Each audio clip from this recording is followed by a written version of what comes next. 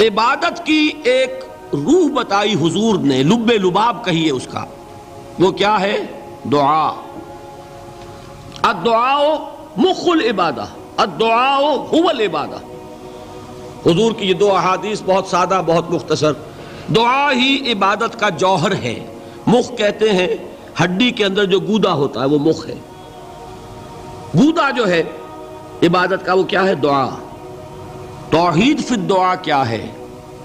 صرف اللہ کو پکارا جائے گا۔ اور شرک فی الدعا، جس کو بھی پکاریں گے آپ مدد کے لیے اس کو آپ نے معبود بنایا ہے، کسے باشد۔ یہ مسئلہ سمجھ لیجئے، لا تدعو مع اللہ احدا، اللہ کے ساتھ کسی کو مت پکارو۔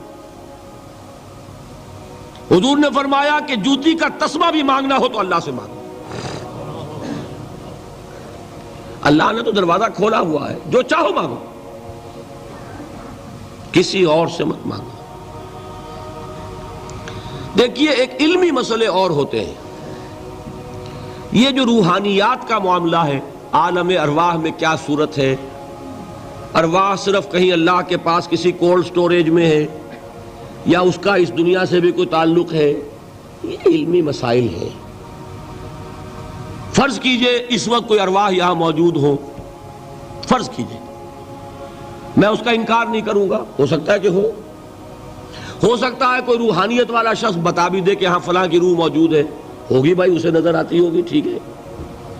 یہ بھی ہو سکتا ہے کہ کوئی شیطان جن ہو اور وہ دھوکہ دے رہا ہو کہ میں فلاں کی روح ہوں، ہو سکتا ہے کہ نہیں؟ لیکن یہ بھی ہو سکتا ہے، وہ بھی ہو سکتا ہے، مجھے اس سے بحث نہیں۔ مجھے جس سے بحث ہے وہ یہ ہے کہ مجھے پکارنے کی اجازت نہیں ہے۔ ہوا کرے کسی کی روح موجود ہوا کرے، مجھے میرے رب کی اجازت نہیں ہے کہ میں اسے پکاروں۔ مدد مانگوں گا اللہ سے، دعا کروں گا اللہ سے، استغاثہ کروں گا اللہ سے، تکلیف کے لیے دہائی دوں گا اللہ کی۔ اب اللہ جس سے چاہے کروا دے، کسی روح کو بھیج دے، کسی فرشتے کو بھیج دے، مجھے کیا ہے؟ مجھے آم کھانے ہیں، پیڑ نہیں گننے۔ فلاں روح نے آگے کام کر دیا، کرے بھائی، میرا کام بننا چاہیے۔ اور فرشتہ آ گیا، اس نے کام بنا دیا، کرے، مجھے کیا غرض ہے اس سے، میرا کام بننا چاہیے۔ میرا مسئلہ یہ ہے کہ مجھے پکارنا ہے صرف اللہ۔ اللہ کو اس کی بھی قدرت ہے کسی کو نہ بھیجے، نہ کسی روح کو بھیجے، نہ ملائکہ کو بھیجے، بغیر کسی کے جو چاہے کر دے۔ اللہ کا مرضی ہے، وہ چاہے کسی روح کو بھیج دے، کسی فرشتے کو بھیج دے، مجھے اس سے غرض ہی کوئی نہیں۔ مجھے تو اپنی تکلیف کا دور ہونا مطلوب ہے، اس کے لیے میں پکاروں گا۔ سمجھ رہے؟ دیکھیے میں سادہ ترین کر رہا ہوں مسئلہ، عبد القادر جیلانی کی روح یہاں ہے یا نہیں، حضور کی روح انور یہاں ہے یا نہیں، یہ تو علمی مسئلہ ہو گیا نا۔ یہ فرشتے یہاں ہیں کہ نہیں،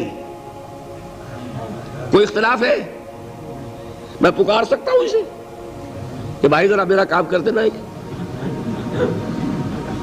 یہ کروں گا تو شرک۔ موجود ہیں کرامن کاتبین ہے کہ نہیں؟ موجود ہونا نہ ہونا یہ مسئلہ علمی۔ جو اصل میں شرک سے متعلق مسئلہ ہے وہ یہ ہے کہ پکارنے کی اجازت نہیں۔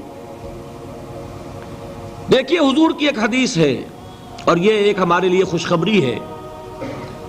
آج 8واں دن ہے، آپ اپنی نیند کی قربانی دے رہے ہیں، آ رہے ہیں، سن رہے ہیں۔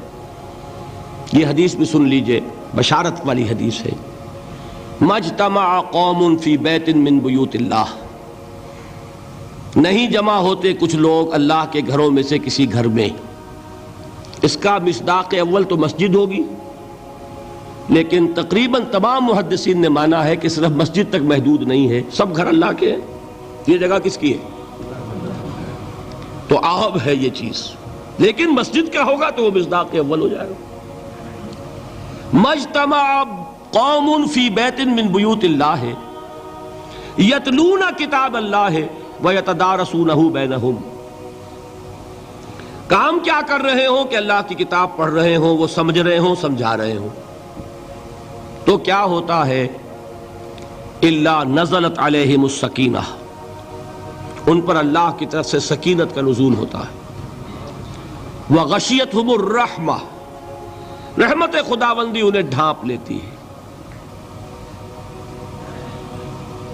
وحفتہم الملائکہ، فرشتے ان کے گرد گھیرا ڈال لیتے۔ وذکرہم اللہ فی من عندہ، اور اللہ ذکر کرتا ہے ان کا ملائکہ مقربین کی محفل میں۔ دیکھو تم کہتے تھے یہ انسان بڑا گھٹیا ہے، میرے وہ بندے اس وقت میرے گھر میں جمع ہے صرف میرے کلام کو سمجھنے کے لیے۔